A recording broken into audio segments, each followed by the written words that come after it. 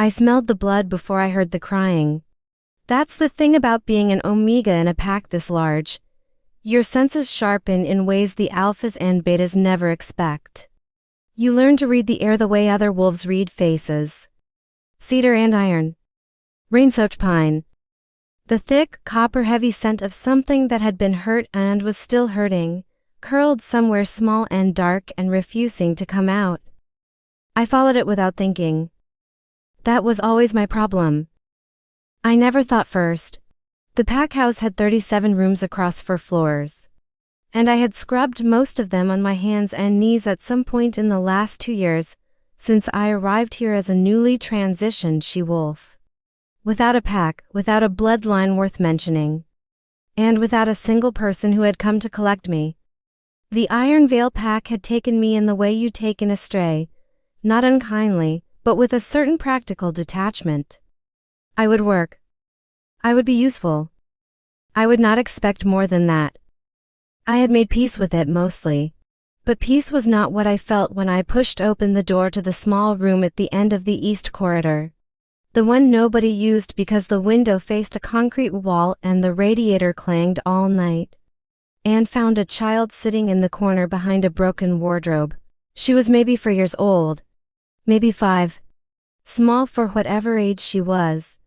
With dark hair matted to her forehead and knees pulled up to her chin and eyes that were the most unsettling shade of silver gray I had ever seen on a child. Wolf eyes already. That was unusual. Most pups didn't show their wolf color eyes until closer to 8 or 9. She was not crying. She had been, recently. Her cheeks were still wet, but she had stopped, and what replaced the crying was somehow worse. She was simply sitting there, watching me. Perfectly unnervingly still. Hey, I said because I'm articulate under pressure. She stared. I crouched down in the doorway, making myself smaller. I'd learned that much from watching the packhouse children. You never loom, never make yourself big, never move toward them faster than they're ready for. It's okay, I said. I'm not going to make you do anything. I just heard you from the hall. Nothing. Not even a blink. My name's Siren, I tried. What's yours? The silence stretched long enough that I thought she genuinely wasn't going to answer. That maybe she couldn't answer. Maybe there was something more wrong here than a child hiding from a loud party downstairs, and then she did something I wasn't prepared for. She leaned forward, just slightly, and she sniffed. It was such a purely wolf thing to do that I almost laughed. She was scenting me, the way pups do when they're deciding whether someone is safe. Her little nose twitched twice. Her silver eyes tracked over my face with an intensity that felt ancient. Then she sat back. And she said nothing. But the tension went out of her shoulders, just a fraction. I sat down cross-legged in the doorway and decided I wasn't going anywhere. I learned later that her name was Neva. I learned it from the shouting, Neva. Alpha Caius Devra's voice could have cracked stone. I'd heard it do something close to that, watched a visiting pack elder physically step back from the force of it during a territorial negotiation last spring. Hearing it directed down a corridor toward a child made my whole body go rigid. Neva, come out now. I stood up fast. He came around the corner and stopped when he saw me in the doorway, and for a moment we just looked at each other. Caius Devra was the kind of man who made looking at him feel like a physical experience, not because he was beautiful, though he was. In the severe architectural way of wolves who have been bred for dominance across many generations. It was because he was so relentlessly present. Like gravity with stubble. She's in here, I said. My voice stayed level. I was proud of that. She's okay. She's not hurt. Something moved across his face too quickly for me to name it. Step aside. She's frightened, I said, and did not step aside. The look he gave me could have peeled paint. I was a packless omega standing in the doorway of a storage room, blocking the alpha from his own child, having been in this pack for 2 years without making a single impression significant enough for him to know my name. She needs another minute, I said. She sended me and she calmed down. If you go in there loud and she bolts, she might hurt herself on that broken wardrobe. I watched him process this.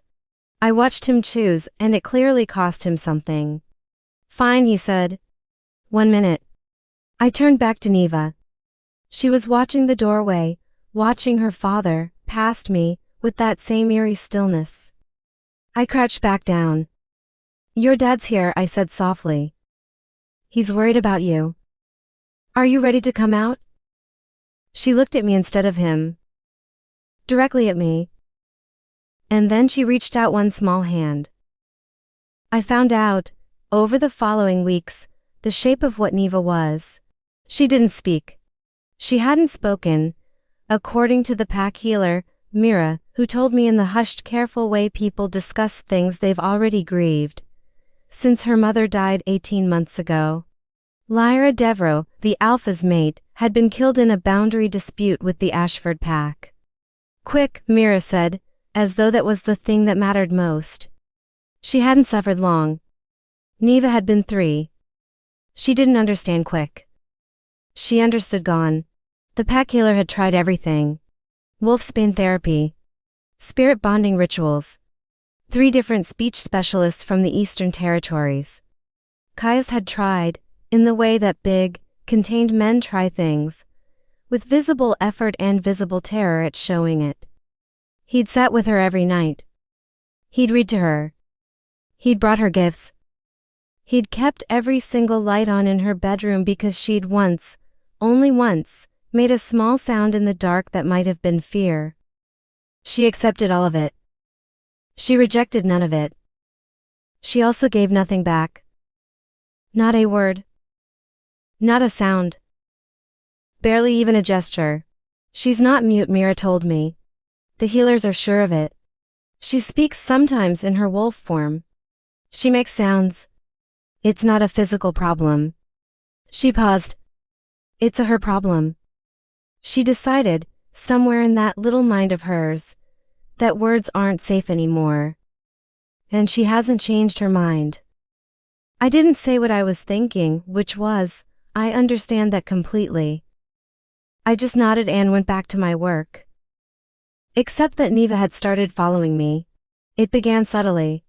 I'd be carrying laundry up the back stairs and turn around to find her 3 steps behind me, watching my feet.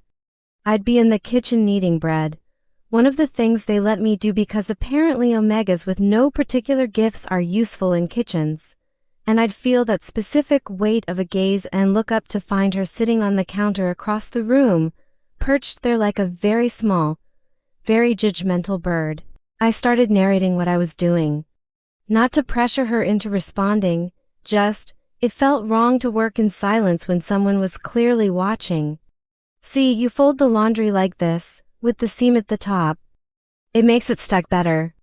Or, bread takes longer in this kitchen because the oven runs cold on the left side. Your dad should probably get it looked at, but I'm not going to be the one to say so. She watched me. Always that silver gaze. Always the stillness.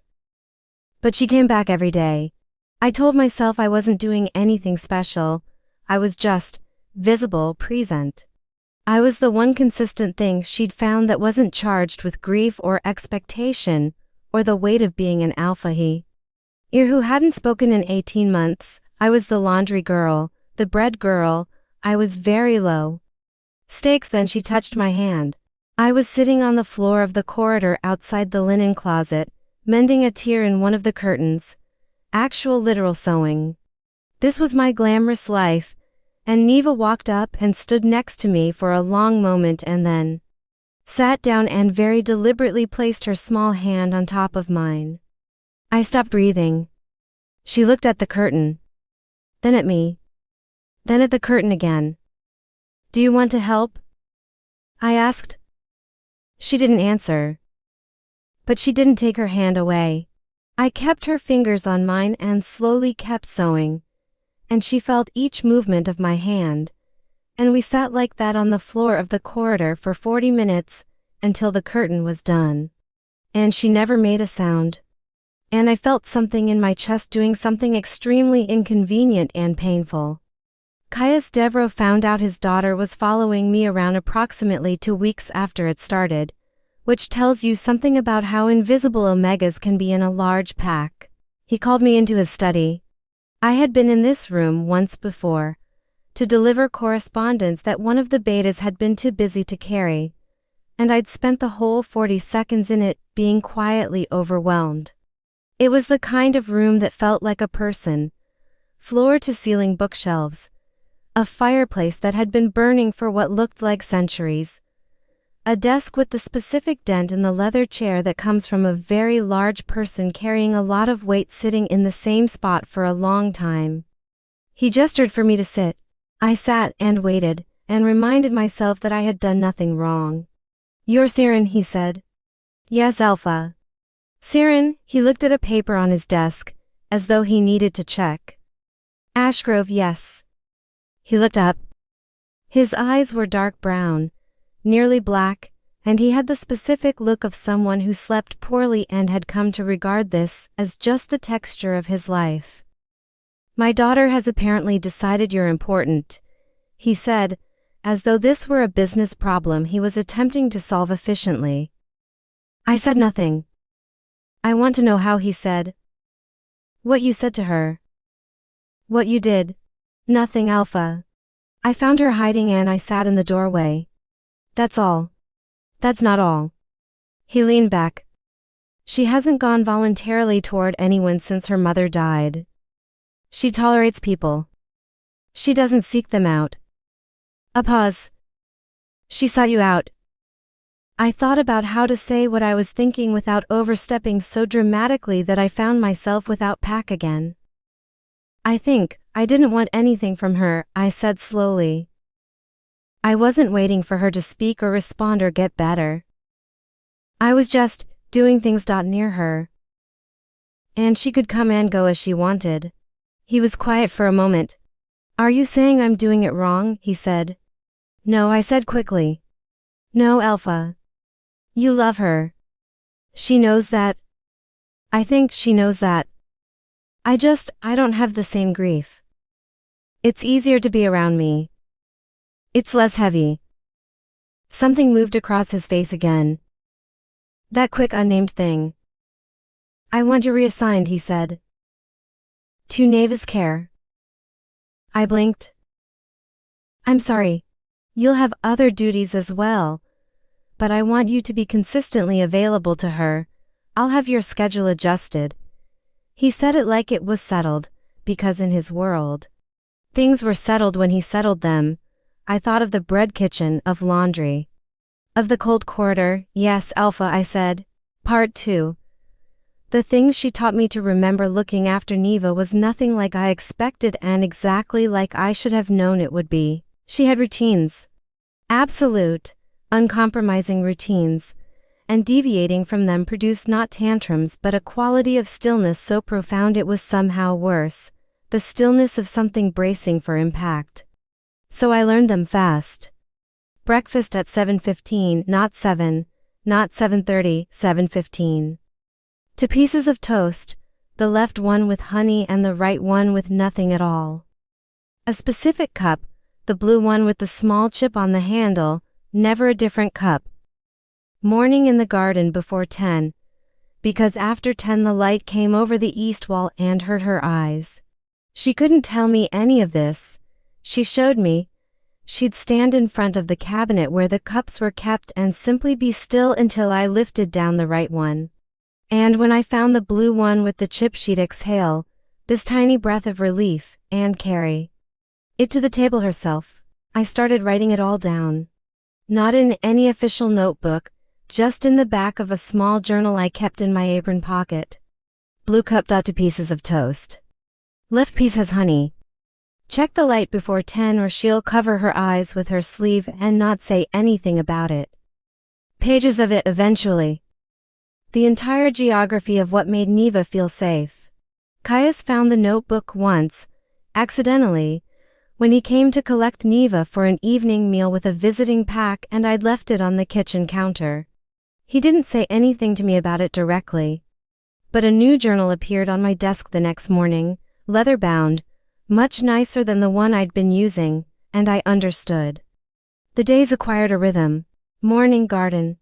I'd sit on the stone bench with whatever mending or small tasks I could carry outside, and Neva would wander the perimeter of the garden with the intense focus of a naturalist, crouching to examine beetles, pressing her fingers into the soil, occasionally presenting me with items of interest. A smooth stone, once a feather so long it must have come from something enormous, once a dead frog that I accepted, without expression while internally screaming. I did a lot of things without expression while internally screaming, in those first months. It turned out looking after a child, this child. This particular collection of silence and sharp attention and absolute trust was the most emotionally intense thing I had ever done while technically standing still. She was in there. So clearly in there. The intelligence in her eyes, the way she'd tilt her head when I said something she was processing, the humor, yes, humor, she had it, a small private gravity-defying smile that appeared when something surprised her. It was all right there, just on the other side of a wall she'd built 18 months ago and locked from the inside. I was trying to understand that wall. Not break it. Just understand it. I'd been building my own for years. The first time she laughed, I almost dropped the pot I was holding. It was November, and I'd been careless reaching for something on the high shelf of the pantry, and a bag of flour had tipped and come directly down on my head. And when I turned around, absolutely coated in white from the eyebrows up, Neva was standing in the doorway. And she laughed. It came out like something surprised her into it, a short, bright, involuntary sound, immediately stifled. Her eyes went wide. Her hand came up to cover her mouth. I stood there in my flour mask. Are you laughing at me? I said. Her eyes crinkled at the corners. Definite laugh suppression happening. You are, I said. I've suffered a terrible injury here and you're laughing. She pressed both hands over her mouth. Her shoulders were shaking. The disrespect, I said, and turned back to the shelf to keep looking for what I'd been after. And I was smiling so hard my face ached, and I made absolutely sure she couldn't see it because I somehow knew, instinctively, without being told, that if I made a big thing of this she'd close back down. When I turned back around she had climbed up onto the kitchen counter and was sitting there watching me, and her hands were in her lap, and she looked lighter. Just slightly lighter. I told Caius that evening. Not in a report to the Alpha way, just, he stopped me in the corridor to ask how she'd been, which he did every day, and I told him about the flower. I watched something cross his face that I wasn't sure he knew was there. Something helpless and grateful and full of the specific grief of a parent who has been trying so hard for so long. She laughed. He said. She tried not to. Very hard to, but yes. He turned and walked away without saying anything else, and I stood in the corridor and very deliberately did not think about the set of his shoulders. She signed to me for the first time in January. Not formal signing, she hadn't learned it, and I only knew bits and pieces from watching one of the human-born pack members communicate with her grandmother. But Neva had developed her own system, over months, because she was extraordinary and also apparently tired of pointing. She pressed her palm flat against my chest, over my heart, then pointed at me. Siren, I guessed. A tiny head shake. No. She pressed her palm against her own chest, then pointed at me. You like me? I tried and felt idiotic. The crinkled eye look. Warmer than that, the look said. She pressed her palm to her chest, then to mine.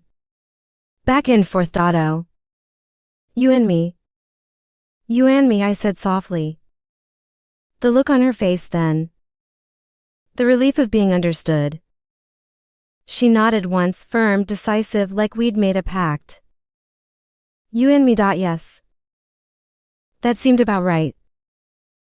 The mate presentations started in April. I hadn't known about them. Nobody consulted me.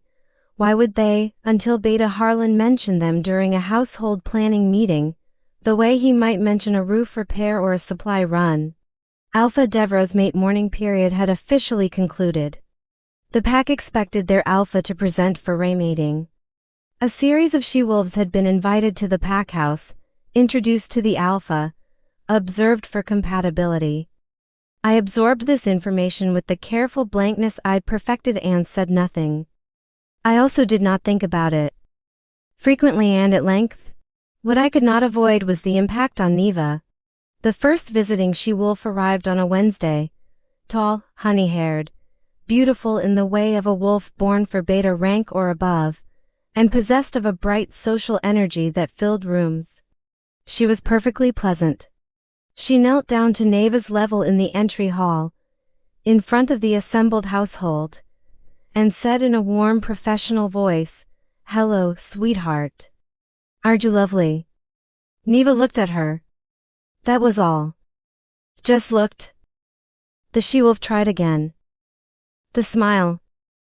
The open welcoming posture. The soft voice calibrated to appeal to children.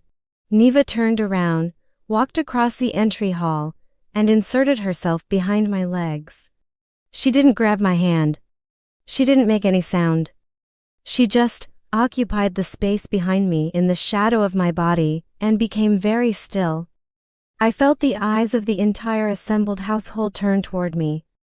Caius, across the room, had an expression I couldn't read at all. It happened again with the second she-wolf. And the third. With the second, Neva simply left the room before she could be introduced, with such fluid timing that it almost looked accidental. I found her in the garden, sitting with her back against the bench, examining a beetle with deep professional focus. With the third, she sat through the introduction, and the visiting she-wolf was actually quite kind, quieter than the first. With a natural patience, and Neva observed her for a full 10 minutes before she got up, took my hand and pulled me out of the room. Neva, Caius said a warning note. She stopped, turned back, looked at her father with those silver eyes, then looked at me, then back at him. I have thought, many times since then, about what she was saying with that look. I think I know now. I didn't let myself know it then. I'll bring her back, I told Caius. He looked at me for a long moment. Yes, he said, all right. I let Neva lead me out. Part 3, the word that changed everything. It was a Tuesday in late May, which I know because I had spent the morning preparing the packhouse for the summer solstice gathering, and I was tired down to the bone and my hair was escaping its braid. And I had flour on me again, because Flower and I had a relationship. And I was sitting on the floor of the upstairs corridor. Because I'd sat down for a moment and the floor had made a compelling case for staying. Neva found me there. She often did, when she escaped her afternoon rest, sniffed me out across the packhouse like I was a landmark. She sat down next to me, close enough that her shoulder pressed against my arm. We sat in silence, which was our most fluent language. I was tired enough that I wasn't being careful. That's the only reason I can find for what I did next. I put my arm around her. Not the careful, measured comfort of a caregiver. The unguarded physical instinct of a person who is sitting beside someone they love on the floor because they're both tired. I just put my arm around her and she leaned in, and we sat there in the corridor with the afternoon light coming through the window at the end of the hall. And I closed my eyes for a moment. And Neva said, Mama. My eyes opened. Time did something strange. It seemed to happen in a space that was outside of regular time, the word hanging in the air, small and enormous, silver as her eyes, the only word she had spoken in 18 months. She was looking up at me. Perfectly still. Perfectly serious. I didn't know what to do.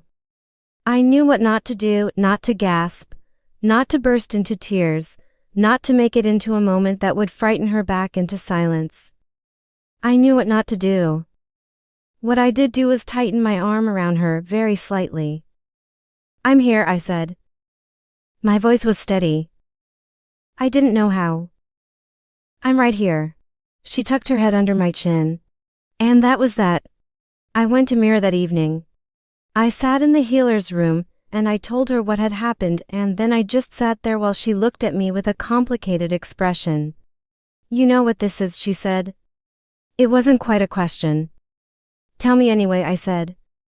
Tell me the proper term. Anima mater, she said. It's old. Older than the modern pack structure. Spiritual designation, not bloodline, not rank, not choice. She searched for words. When an orphaned or grief-fractured pup bonds to someone on a soul level. As a maternal anchor. It happens in severe attachment disruption. The wolf inside them finds a fixed point. And she chose me, I said. Her wolf chose you, Mira said. Months ago probably. The moment she scented you in that room and felt safe. She's been confirming it ever since. I sat with that for a moment. What does it mean? I asked. Practically for her. Practically. Mira looked at me carefully. It means she has named you. In the old tradition, the anima mater was recognized by the pack as a sacred bond. You can't undo it without harming her. A pause. And Siren, it means Caius has to be told. I told him myself. That same night, because I was not capable of carrying it alone, and because it was his daughter, and because whatever this was going to mean for my continued presence in this pack, he deserved to know. He listened without interrupting, which was something I'd noticed about him. He could be still, when he chose. He sat behind his desk, and he listened to every word, and then he was quiet for a long time. Anima mater, he said finally, yes. You know what the old tradition says about that bond? I know some of it. The anima mater was afforded pack family status, he said. Kin ranking. They were considered, he stopped. They were considered bound to the family they'd anchored to. In the old packs, they would have been another stop. Integrated, I said carefully. Yes, he looked at me steadily. That's not a word I'm using lightly. I know, Siren. He said my name differently than he had before. She called you Mama, yes. The steadiness in his face cracked. Just slightly, just at the edges. She hasn't said a word in 18 months. He said any word. Any sound, I know, and she said that, yes, Alpha. He stood up from behind the desk. He walked to the window. He stood with his back to me for long enough that I began to think he'd forgotten I was there, which with Caius Devereaux was actually a thing that could happen. He could go so deep into himself that the room emptied for him. Then he said to the window, she chose you. Her wolf did, I said. I didn't ask for it. I didn't try to. I know that. He turned around. I'm not Siren, I'm not angry. I don't know what I am. He looked at me with those dark eyes, and for the first time in 2 years of living in his pack house, I felt like he was actually looking at me, specifically, not at a functional role in the household. She smiled when you were covered in flour. He said double quotes yes. She laughed. She tried not to.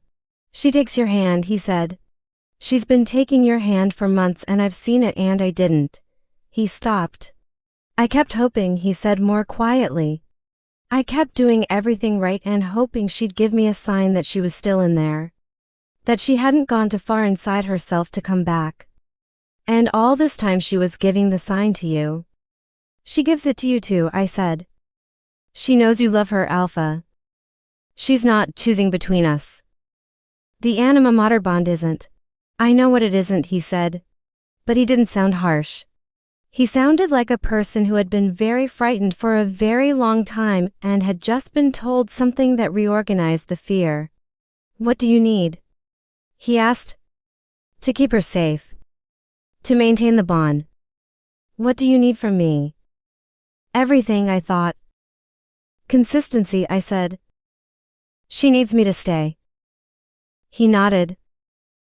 And the mate presentations, I said carefully. She's done, he said before I could finish. They're done. Epilogue. The words she kept finding she said more first, in June, for toast. The honey kind. Then no, which she deployed with extraordinary precision and frequency. Usually directed at a specific beta named Harlan who had a habit of speaking to loudly near her. In Carter's No Harlan, we respected it. Then Garden, which she said every morning at exactly the right moment, tugging on my sleeve, as if I might have forgotten in the 8 hours since we'd last been there. Each word arrived like a letter through a door that was learning to open slowly, on her own timeline, not because any healer or specialist had found the right key, but because she had decided. In the unhurried way of a wolf who had been choosing and choosing and choosing over the course of months, she had decided that language was safe again. She said data in July. She said it to Caius at the dinner table, small and matter-of-fact, like it had always been available and she'd simply not been ready to use it. He excused himself from the table. He was gone for about 4 minutes. When he came back his eyes were red and he served himself a second helping of potatoes and said nothing at all. And Neva watched him with those silver eyes that saw everything. She said Siren in August, when she wanted to distinguish between the two of us.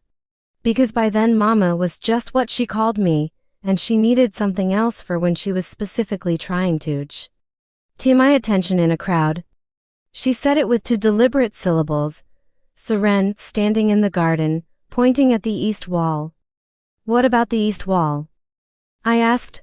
She took my hand and walked me to it and pointed at a crack near the bottom that had appeared overnight, then looked at me significantly. I'll tell your father, I said. She nodded. Good. That's what I'm here for. Caius asked me to stay permanently in September. Officially, formally, with the kind of deliberateness he applied to everything that mattered, which was different from his packhouse authority. Quieter, slightly uncertain at the edges, which on a man like him was almost disorienting. He asked me in the kitchen, early morning, which was where we'd been finding ourselves increasingly, before the house woke up, before Neva's footsteps on the stairs. In the gray light with coffee and the particular silence of 2 people who'd stopped needing to fill it, he told me he couldn't imagine the house working without me in it. He told me, carefully, slowly, like he was finding his way, that he had watched me with his daughter for 6 months, watched the way I'd learned her, and something in his chest had been doing something he hadn't been able to name for most of that time, and he'd finally decided it wasn't responsible to ignore it any longer. He asked me, specifically, if I would stay.